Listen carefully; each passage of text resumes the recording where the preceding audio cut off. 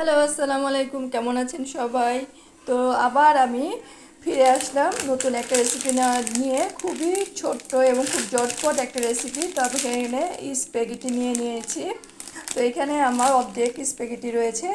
তো সেই স্প্যাগেটি আমি কীভাবে রান্না করি সেটা আপনাদেরকে দেখাবো। খুবই শর্টকাটে রান্না, যে আপনারা খুব ইজিভাবে রান্না করতে পারবেন। তো চলেন রেসিপিতে যাই। তো আমি একটা পাতিলে পানি দিয়ে দিয়েছি, পানিটা ফুটে গেছে। এখন আমি স্প্যাগেটিগুলো দিয়ে দিব।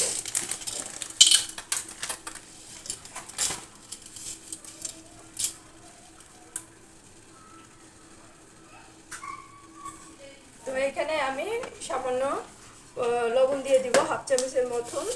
তো আমি এটা সিদ্ধ হওয়ার আগ পর্যন্ত আমি এটা সিদ্ধ করে নেব। এটা আমার 5-7 মিনিট সিদ্ধ করলেই হবে।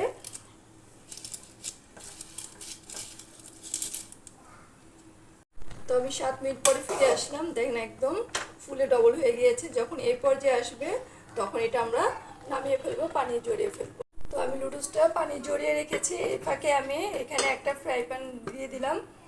তো আমি দুটো ডিম ভাজার জন্য এখানে আমি পরিমাণ মতন তেল দিয়ে দিলাম।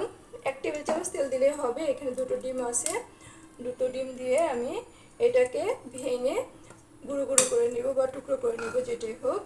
এই যে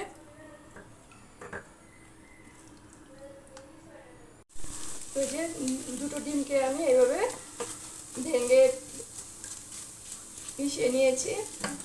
তো এটা আমি এই পর্যায়ে রেখে দিব। তো এখন আমি আরেকটা এখানে ফ্রাই প্যান দিয়ে দিলাম। তো ফ্রাই প্যানে আমি 2 টেবিল চামচের মতো তেল দিয়ে দিব। তেল দেওয়ার পরে এখানে আমার 1 টেবিল চামচ রসুন কুচি রয়েছে, সেটা দিয়ে দিব। তো রসুন কুচিটা একটু হালকা লাল লাল করে আমি ভেজে নিব। তো রসুন কুচিটা আমার লাল লাল হয়ে গিয়েছে, একদম একটু বাদাম ব্রাউন কালার, সেটা করবেন। তো খুব পোড়ানো যাবে না, তাহলে এটা গ্রান্ট নষ্ট হয়ে যাবে। তো এখন আমি এখানে হাফ কাপ চিকেন নিয়েছি, সেই চিকেন দিয়ে দেবো। এখানে ছোট ছোট করে পিস করে নিয়েছি।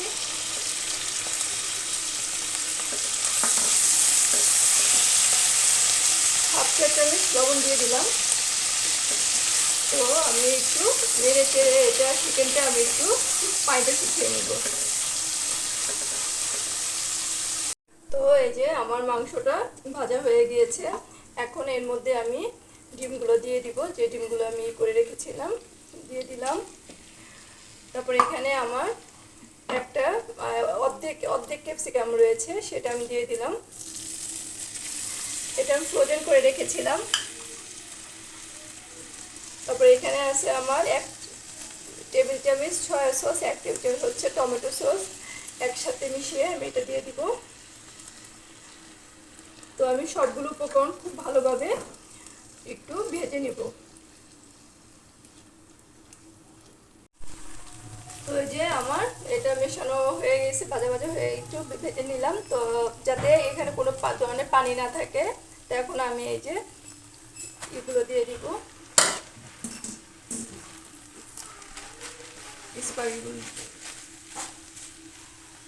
তো এই যে আমার মেশানো হয়ে গেছে একদম সুন্দর মতন। দেখেন কি সুন্দর দেখতে, অনেক সুন্দর হয়েছে, খেতে অনেক সুস্বাদু। তো আমি এই পর্যায়ে এখানে 1 চামচের মতো গোলমরিচের গুঁড়ো আমি ব্লেন্ড করে নিয়েছি, সেটা দিয়ে দিলাম। 3টে কাঁচামরিচ মাঝখান থেকে কেটে নিয়েছি, সেটা দিয়ে দিব। তো যারা ঝাল পছন্দ করেন তারা একটু বেশি দিবেন। তো এই যে আমি এভাবে করে সবগুলো আবার আমি ভালো করে মিশিয়ে নেব। তো এই তো আমার কমপ্লিট হয়ে গেল এই যে মজাদার স্প্যাগেটি। তো আমি এখন এটা নামিয়ে ফেলবো।